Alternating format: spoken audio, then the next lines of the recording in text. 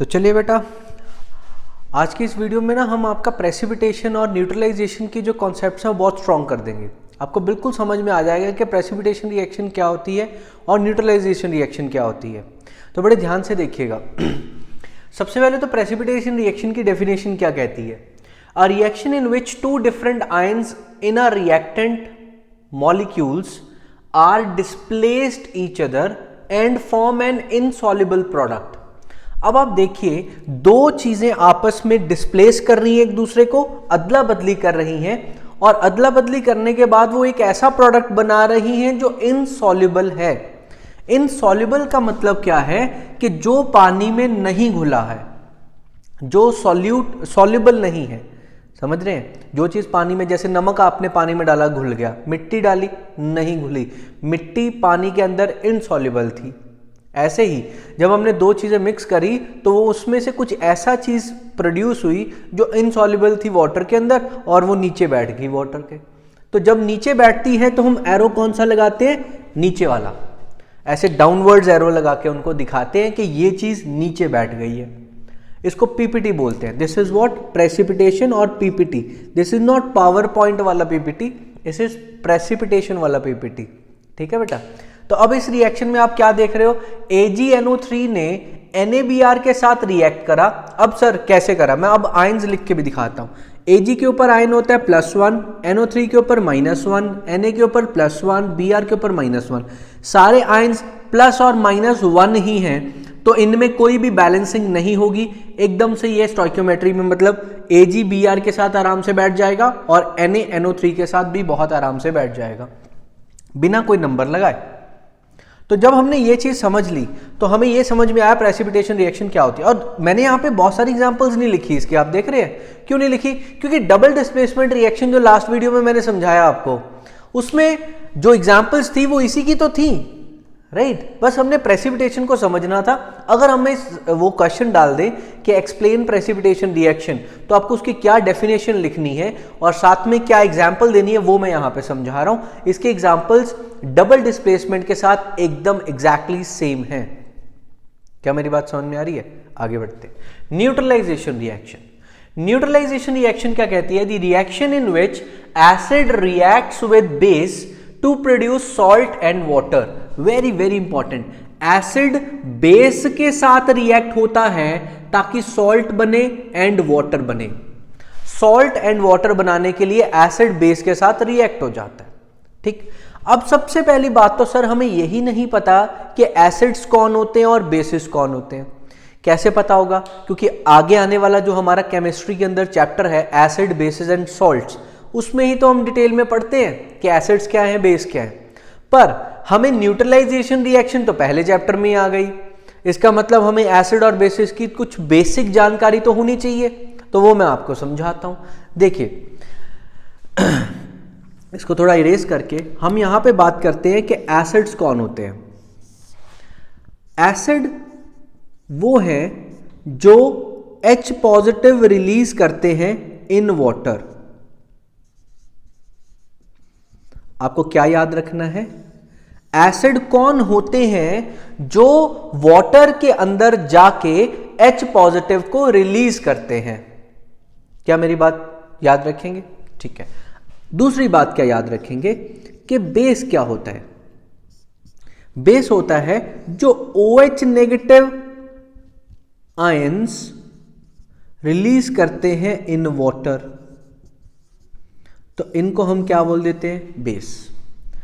तो बहुत सिंपल सी बातें हैं। एसिड कौन? जो वाटर में जाके H पॉजिटिव रिलीज करे, और बेस कौन? जो वाटर में जाके OH नेगेटिव रिलीज करे। तो सर हमें कैसे पता लगेगा कौन H पॉजिटिव रिलीज कर रहा है और कौन OH नेगेटिव रिलीज कर रहा है? अभी पता लगेगा। देखिए कैसे। अगर मैं आपसे बात करूं HCl के बारे में, तो HCl के अंदर H के नीचे आप क्या लिखेंगे सर? +1, Cl के नीचे -1। ये +1 लिखने का मतलब क्या? ये होगा H पॉजिटिव, पॉजिटिव का मतलब +1, और Cl होगा Cl नेगेटिव। मतलब जैसे ही आप इसको वाटर में डालेंगे तो वाटर इन दोनों को अलग अलग कर देगा और क्या बना देगा? H positive and Cl negative. H positive और Cl नेगेटिव जैसे ही इनको बना देगा तो उसके अंदर H पॉजिटिव देखते ही आप क्या बोल दोगे कि ये क्या है, हमारा एसिड है। Very very simple. और देखें, देखते हैं और एग्जाम्पल है हमारे पास, जैसे कि हमने लिखा H2SO4। H2SO4 में अगर मैं आपसे पूछूं, आप बोलेंगे SO4 के नीचे सर आप -2 लिख दीजिए और H के नीचे आप +1 लिख दीजिए, क्योंकि H का चार्ज तो प्लस ही होता है। तो मतलब कहने का, अगर मैं इसको किसके अंदर डालूं, वाटर के अंदर डाल दूं, तो ये क्या रिलीज करेगा, H positive and SO4 2 negative. ऐसे करके बैलेंस कर देंगे तो 2, मतलब ये पानी में जाके क्या छोड़ रहे हैं, H पॉजिटिव। तो आपको देखने से पता लग जाए कैसे, अगर आप ध्यान से देखिए, मेरी फोकस करो जरा, HCl में आपको H दिख रहा है, तो H सर कैसे बाहर निकलता है, H पॉजिटिव के रूप में, तो मतलब सर ये एसिड हुआ। H2SO4 को बड़े ध्यान से देखिए, इसमें SO4 के साथ कौन लगा हुआ है, H, और H कैसे निकलेगा, H पॉजिटिव के रूप में, मतलब सर ये एसिड हुआ। ये भी एसिड है, ये भी एसिड है। और देखिए HNO3 nitric acid, sir NO3 के साथ कौन बैठा है, H बैठा है। जब पानी में डालोगे क्या निकलेगा, H पॉजिटिव निकलेगा, तो ये भी क्या हुआ, एसिड हुआ। बड़ी सिंपल सी तो बातें हैं, क्या है इसमें, कुछ भी नहीं है। और देखें, अब ये बात मैंने आपको एसिड्स की बताई। एसिड्स कौन, जो OH ने sorry my fault, H positive water के अंदर रिलीज करते हैं। आगे बेस कौन होते हैं जी, बेस हैं जो OH नेगेटिव रिलीज करते हैं। अब OH नेगेटिव जैसे मैं बात करूं आपके साथ NaOH, ये ऊपर लिखा भी हो मैंने, तो NaOH को जब आप पानी में डालोगे, आप वैसे ही इसको लिखेंगे, तो Na के आगे आप क्या लिखोगे, +1, OH के आगे -1। टेबल ने बताया था, याद करा था कि OH के ऊपर चार्ज क्या होता है, -1। तो जब आप इसको पानी में डालोगे तो ये क्या बन जाएगा, Na पॉजिटिव OH नेगेटिव के आयंस बन जाएंगे। अब ये पानी में क्या रिलीज कर रहा है, OH नेगेटिव का आयन रिलीज कर रहा है सर, इस कारण से इसको क्या बोलेंगे, बेस बोलेंगे। क्या मेरी बात समझ में आ रही है, सिंपल सी बात है ना, कुछ भी इसमें टफ नहीं है। बेस कौन, जो OH नेगेटिव रिलीज करे, तो आपको उसमें दिखना स्टार्ट हो जाएगा OH नेगेटिव, जैसे NaOH, KOH, इसमें OH दिख रहा है सर, बेस है, समझ रहे हैं। NaOH में OH दिख रहा है सर, बेस है। तो एसिड को किससे रिएक्ट करवाना है, बेस से रिएक्ट करवाना है। चलो शुरू करें फिर, आ जाइए। तो उन्होंने क्या बोला था, एसिड को बेस से रिएक्ट करवा के सॉल्ट एंड वाटर बनाना है। अब आपको एक चीज और पता होना चाहिए, मैं साथ में ऐड करता हूं। हमने एसिड्स के बारे में बात कर ली, हमने बेस के बारे में बात कर ली, हम बात करेंगे वाटर के बारे में। वाटर किससे बनता है sir, H positive and OH negative जब आपस में जुड़ते हैं तब जाके वो क्या बनाते हैं, H2O। ये याद रखिएगा, H positive and OH negative जब ये जुड़ते हैं तो क्या बनाते हैं, वाटर। अब बड़ी कमाल की बात मेरी ध्यान से समझिएगा कि H पॉजिटिव किसने दिए, सर ये तो दिए थे एसिड्स ने, और OH नेगेटिव किसने दिए, ये दिए थे बेस ने। तो दोनों के जब आयंस आपस में ज्वाइन हुए तो बना क्या, वाटर। सिंपल। अब यहां से एक ट्रिक भी अराइज होगी, तो चलिए शुरू करते हैं, इसको थोड़ा अपार्ट कर देते हैं। यहां पे आइए ऊपर, acid plus base give salt plus water. अब आप क्या करें, इसको देख के बताइए ये एसिड होगा कि बेस होगा। OH दिख रहा है सर, ये तो बेस है। अच्छा HNO3, ये एसिड होगा बेस होगा, सर H दिख रहा है, तो ये क्या होगा, एसिड।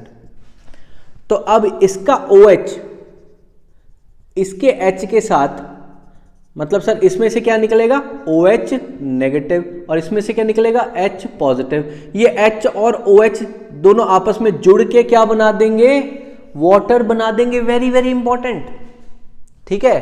अब जो बचा उनको जोड़ दो। अब आप क्या देख रहे हैं, Na बचा, Na के ऊपर चार्ज कितना होता है, +1 का। NO3 बचा, इसके ऊपर -1 का। Na को NO3 से जोड़ोगे तो NaNO3 बन जाएगा ना, इसको क्या बोलते हैं, सॉल्ट है ये। तो मतलब सर आज से एक बहुत कमाल की बात समझी, दो चीजें अगर आपस में रिएक्ट हो रही हैं और प्रोडक्ट में अगर वाटर निकल रहा है तो बाकी जो बचा कुचा सामान है वो सॉल्ट होगा।